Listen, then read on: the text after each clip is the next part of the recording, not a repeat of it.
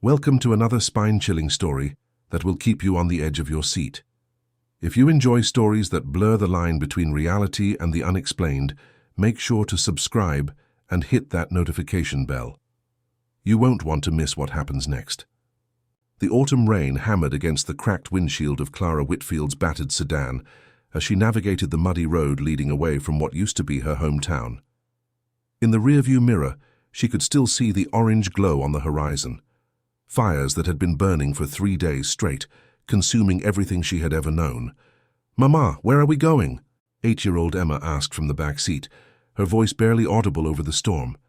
She clutched her younger brother Tommy, who had fallen asleep against her shoulder, while 5-year-old Lucy pressed her face against the fogged window. "Somewhere safe, sweetheart," Clara replied, though her white knuckles gripping the steering wheel betrayed her uncertainty. The fuel gauge needle hovered dangerously close to empty, and they had been driving for hours through increasingly desolate countryside. When the headlights finally illuminated the rusted sign reading Millbrook Village, population 847, Clara felt a mixture of relief and dread. The number had been crossed out and replaced with a hand-painted 0. Another ghost town, abandoned when the conflict reached this remote corner of the country. The village main street was a graveyard of broken windows and collapsed roofs. Clara drove slowly, searching for any structure that might offer shelter for the night. That's when she saw it, a concrete structure partially hidden by overgrown vegetation at the village's edge. An old military bunker, probably built during the Cold War and forgotten when tensions eased. The heavy metal door stood slightly ajar, its hinges groaning in the wind. Clara parked the car and stepped out into the rain, her practical boots squelching in the mud. The bunker's entrance was dark, but it was solid concrete, built to withstand much worse than a storm. "Stay in the car," she told the children, grabbing the flashlight from the glove compartment. The beam cut through the darkness as she approached the entrance, revealing thick walls and a surprisingly dry interior. The air smelled of rust and damp earth, but the structure seemed sound. Inside, the main chamber was larger than she had expected. Military-issue furniture sat covered in dust sheets, and old supply crates were stacked against the walls. Most importantly, it was dry and defensible, exactly what they needed. "Children, bring the bags," Clara called out. "We're staying here tonight." Emma emerged first, carrying their meager belongings, while helping Tommy navigate the uneven ground. Lucy followed, dragging her stuffed rabbit through the mud. They huddled together in the entrance, taking in their new surroundings with wide eyes. "It's scary, Mama," Lucy whispered, moving closer to Clara's side. "It's just old, sweetheart. Old places always feel scary at first." Clara forced a smile, though she couldn't shake the feeling that they were being watched. "Help me set up our sleeping area." They arranged their sleeping bags on the least dusty section of floor, using their remaining supplies to create a makeshift camp. Clara found an old oil lamp that still worked, casting dancing shadows on the concrete walls. The children ate their dinner of crackers and canned soup in relative silence, exhaustion weighing heavily on their small shoulders. As night fell, the bunker's isolation became more pronounced. The storm outside seemed muffled by the thick walls, creating an eerie quiet that was broken only by the occasional drip of water somewhere in the darkness beyond their circle of lamplight. "Mama, what's that door?" Emma pointed to a heavy metal door at the far end of the chamber, barely visible in the shadows. Clara followed her daughter's gaze. The door was different from the entrance, heavier with multiple locks and warning signs that had faded beyond readability. "Probably just storage, honey. Nothing we need to worry about." But as she spoke, Clara could have sworn she heard something from beyond that door, a soft sound like someone shifting their weight on old floorboards. She listened intently, but the sound didn't repeat. "Time for bed," she announced, settling the children into their sleeping bags. "Tomorrow we'll figure out our next move." One by one, the children drifted off to sleep, their breathing becoming deep and regular. Clara lay awake, staring at the concrete ceiling and listening to the storm. Every creak and groan of the old structure made her tense, but gradually, exhaustion began to overtake her vigilance. Just as she was about to fall asleep, she heard it again, a soft knocking sound, rhythmic and deliberate. Tap, tap, tap. It seemed to come from beneath the floor, as if someone was gently rapping on the concrete from below. Clara sat up, her heart racing. She grabbed the flashlight and swept the beam across the floor, looking for any cracks or openings that might explain the sound. The concrete appeared solid, unmarked except for decades of dust and debris. The knocking stopped. She waited, barely breathing, but the bunker had returned to silence. After several minutes, she convinced herself it had been the building settling, or perhaps pipes expanding and contracting with the temperature change. Old buildings made strange noises. Everyone knew that. But as she finally drifted off to sleep, Clara couldn't shake the feeling that the knocking had been too regular, too purposeful to be random building sounds. It had sounded almost like a signal, or a greeting. Clara woke to the sound of Lucy crying. The oil lamp had burned low during the night, casting the bunker in deep shadows. She quickly moved to comfort her youngest daughter, who was sitting up in her sleeping bag with tears streaming down her face. "What's wrong, baby?" Clara whispered, not wanting to wake the other children. "The lady was singing," Lucy sobbed quietly. "She was singing the song you used to sing to Daddy." A chill ran down Clara's spine. "What lady, sweetheart? There's no one here but us." "She was standing by the scary door. She had long hair like yours, but it was all messy. She kept singing and looking at me." Lucy pointed toward the locked door at the far end of the chamber. Clara followed her daughter's gaze, but saw only darkness. "You had a bad dream, Lucy. Sometimes when we're in new places, our minds play tricks on us." "It wasn't a dream, Mama." She waved at me. Despite her rational mind insisting it was just a child's nightmare, Clara felt compelled to investigate. She took the flashlight and walked toward the locked door, her bare feet silent on the cold concrete. The door was exactly as she remembered, sealed tight with multiple locks, undisturbed dust covering the handles. But as she stood there, she heard it again. Not knocking this time, but a soft whisper so faint she almost missed it. It sounded like her name, Clara. She pressed her ear to the door, her heart pounding. The whisper came again, clearer this time, followed by what sounded like chains dragging across a floor. The sound was coming from below, as if there was another level to the bunker beneath their feet. "Mama?" Emma's voice made Clara jump. Her eldest daughter was sitting up, watching her with concerned eyes. "Did you hear it too?" "Hear what, honey?" "The singing and the chains. They've been going on all night." Emma's matter-of-fact tone was somehow more unsettling than Lucy's frightened tears. Clara returned to her children, gathering them close. "We're all just tired and stressed. This place is old, and old places make strange sounds. In the morning we'll find somewhere else to stay." But even as she spoke the words, Clara knew they had few options. Their car was nearly out of fuel, they had limited supplies, and the nearest town was miles away through hostile territory. The bunker, despite its unsettling atmosphere, was still their best hope for shelter. The rest of the night passed fitfully. Clara dozed intermittently, always jerking awake at the slightest sound. The whispers continued sporadically, sometimes her name, sometimes words she couldn't quite make out. Once, she could have sworn she heard a child's voice calling for help, but when she listened more carefully, there was only silence. Dawn brought little relief. Grey light filtered through the bunker's entrance, revealing their surroundings in harsh detail. The concrete walls were stained with decades of moisture, and spider webs hung in every corner. What had seemed like adequate shelter in the darkness now felt more like a tomb. "I'm hungry," Tommy announced, the first words he had spoken since they arrived. At 6 years old, he was usually the most talkative of her children, but the stress of their situation had made him withdrawn. Clara distributed their remaining breakfast supplies, crackers, and the last of their canned fruit. As they ate, she studied the locked door more carefully in the daylight. The warning signs were in multiple languages, including English. "Authorized personnel only," and "danger, restricted access." "Mama, look at this," Emma called from near the entrance. She was examining something carved into the wall, letters scratched deep into the concrete. It says, "The Morrison family, 1987. We were here." Clara joined her daughter, running her fingers over the crude lettering. Below the inscription were 4 small marks, like tally marks, a family of 4 just like them. But 1987 was decades ago, long before the current conflict. There are more, Emma said, pointing to other areas of the wall.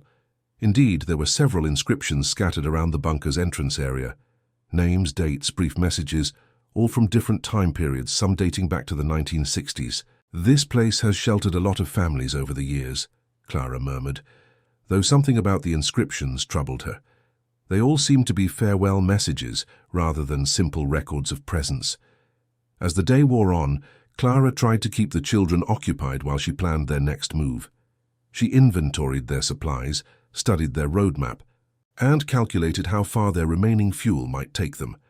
The math was discouraging. They had enough gas to reach perhaps one more town, and no guarantee of finding fuel or shelter there. It was while she was absorbed in these calculations that she heard Tommy talking to someone. She looked up to see him sitting near the locked door, apparently having a conversation. "Who are you talking to? Sweetheart?"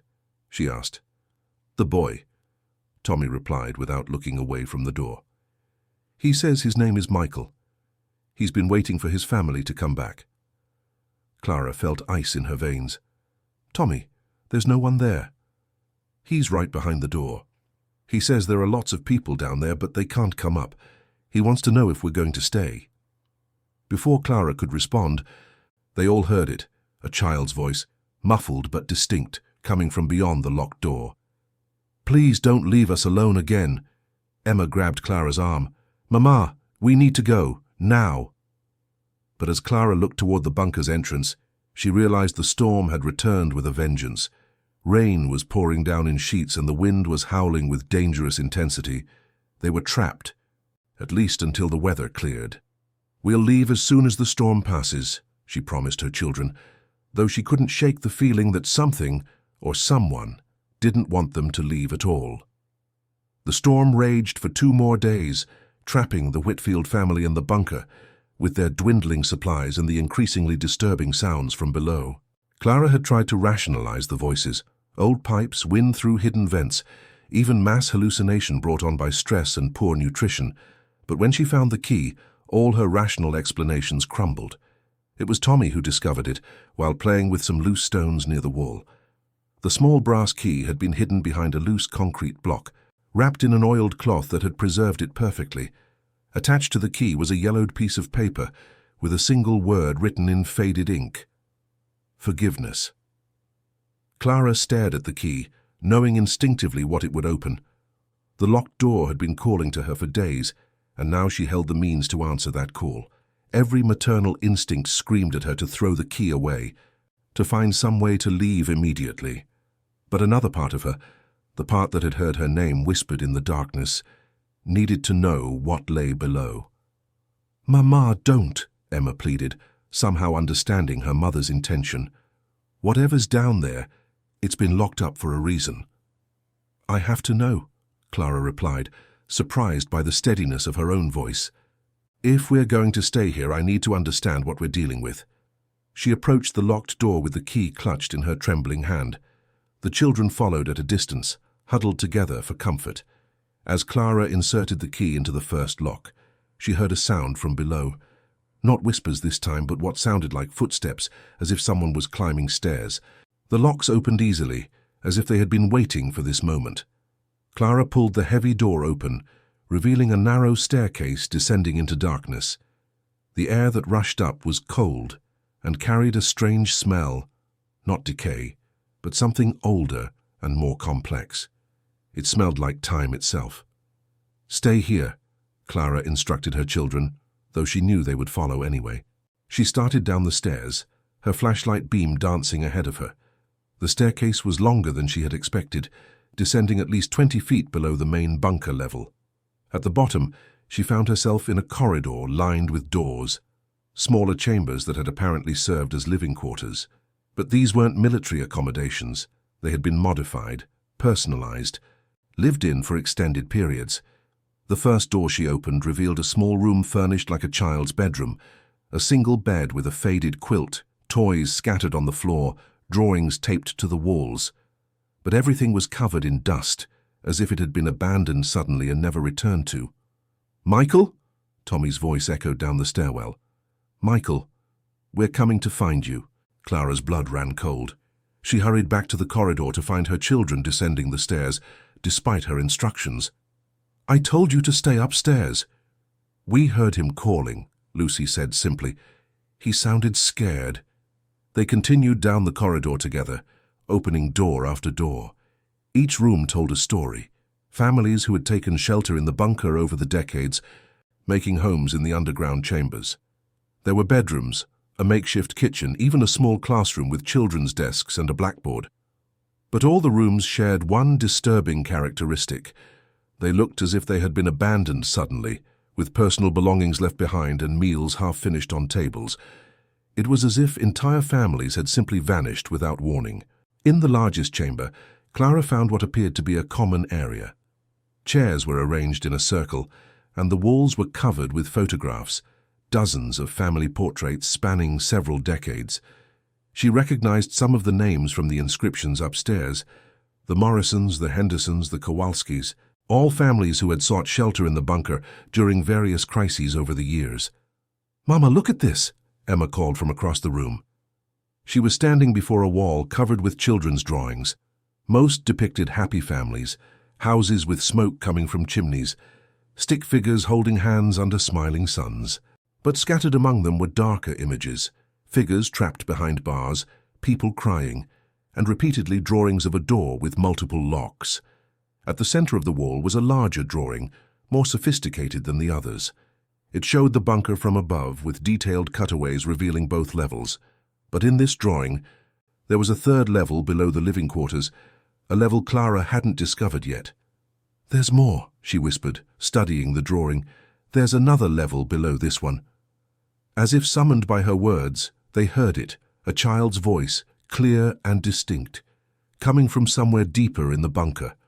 "We're down here. Please, we've been waiting so long." Clara found the staircase to the third level hidden behind a bookshelf in the common room. This staircase was different, older, carved directly into the rock beneath the bunker.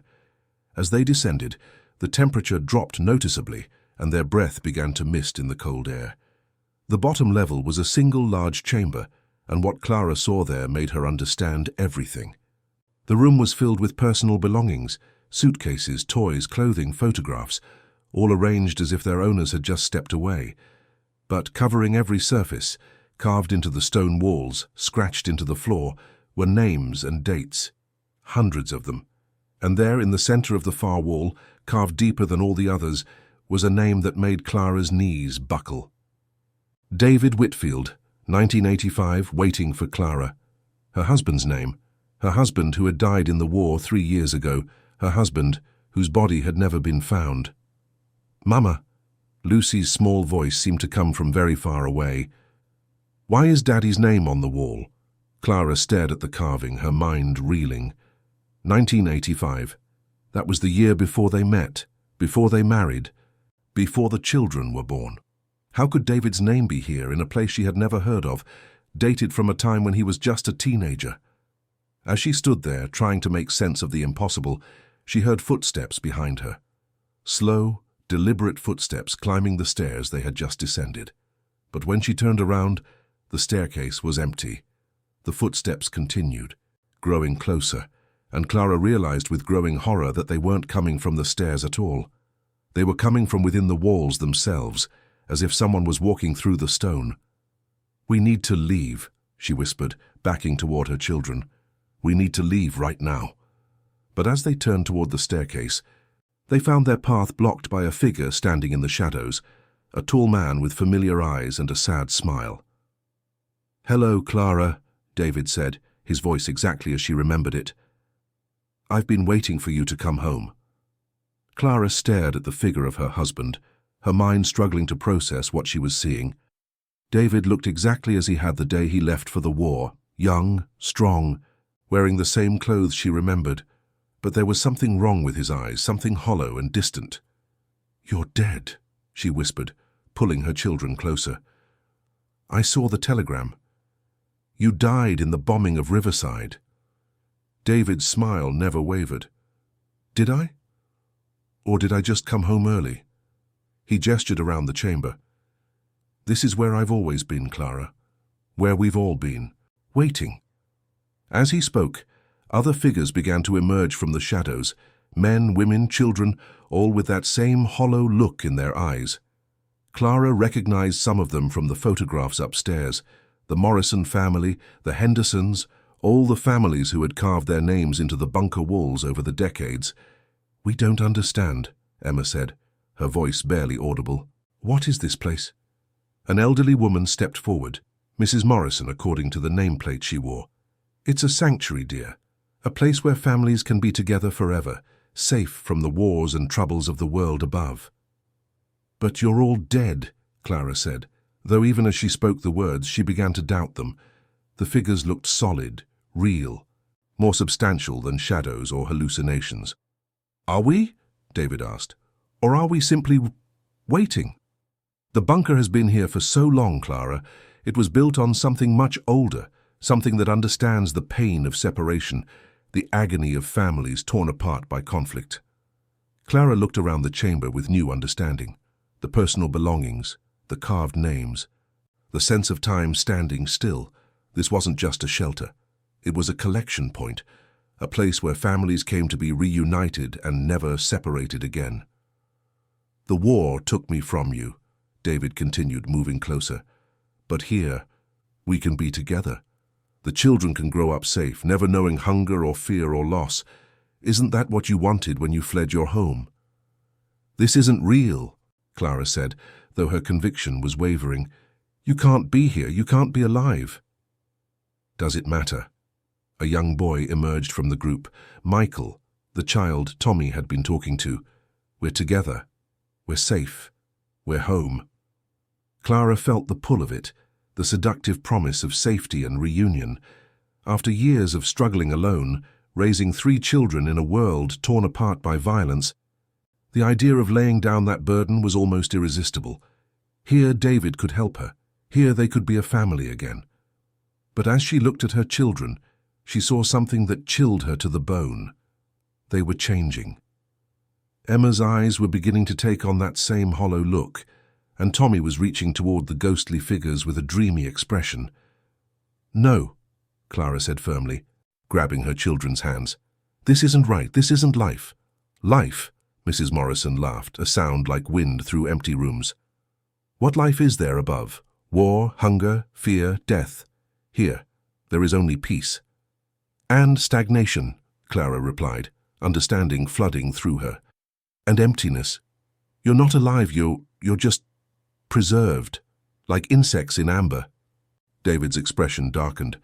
"I thought you would understand. I thought you would want to be with me." "I do want to be with you," Clara said, tears streaming down her face. "But not like this. Not as shadows of ourselves, trapped in a place that feeds on grief and desperation." She began backing toward the staircase, pulling her children with her. But the ghostly figures moved to block their path, their expressions no longer welcoming but desperate and hungry. "You can't leave," a man Clara didn't recognize said. "No one leaves. The bunker doesn't allow it."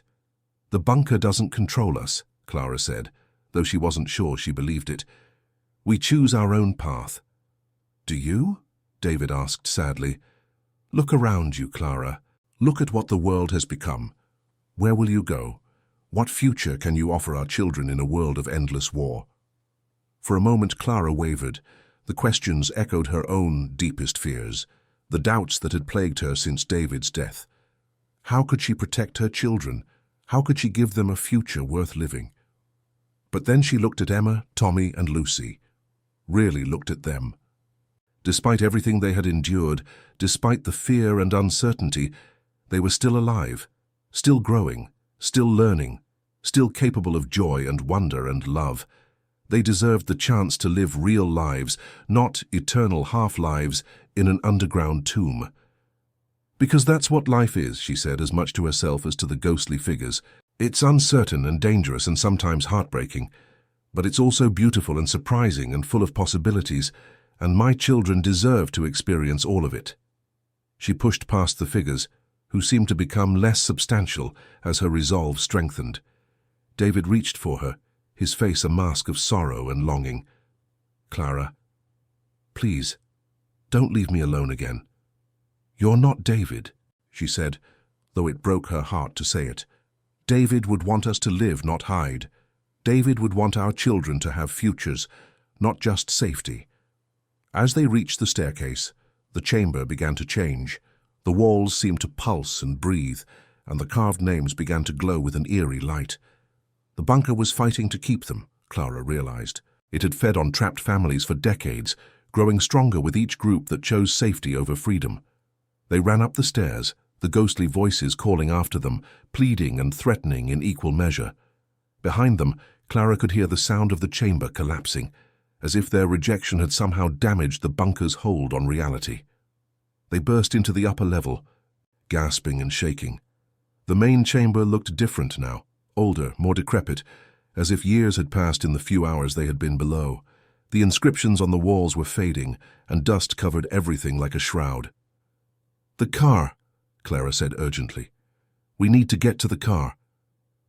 They gathered their belongings quickly, not bothering with anything non-essential. As they headed for the entrance, Clara could hear the bunker groaning around them, as if the structure itself was in pain. Outside, the storm had finally passed, leaving the world washed clean and bright. Their car started on the first try, and Clara had never been more grateful for the sound of an engine turning over. As they drove away from the bunker, Clara looked in the rearview mirror one last time. For just a moment, she thought she saw a figure standing in the entrance, tall, familiar, watching them go with infinite sadness. "Goodbye, David," she whispered, and meant it as both farewell and forgiveness. They drove toward the uncertain future, toward whatever challenges awaited them in the world above. But they drove as a family, alive and free, carrying their love and memories with them rather than being trapped by them. Behind them, the bunker settled back into silence, waiting for the next desperate family to seek its false promise of safety. But the Whitfields had chosen life over security, hope over certainty, and in doing so had broken free from the cycle that had claimed so many others. The road ahead was long and uncertain, but it was theirs to travel. And sometimes, Clara thought as she watched her children sleeping peacefully in the back seat, that was enough. Sometimes, the courage to keep moving forward was the greatest victory of all. That was, the widow and 3 children moved into the old bunker, a story about the choice between safety and freedom, between the comfort of the past and the uncertainty of the future. If this story gave you chills and made you think about the difficult choices we all face, please subscribe to our channel and hit that notification bell. Share this story with someone who appreciates tales that explore the deeper meanings of family, loss, and the courage to keep living. What would you have chosen in Clara's place? Let us know in the comments below, and we'll see you in the next story.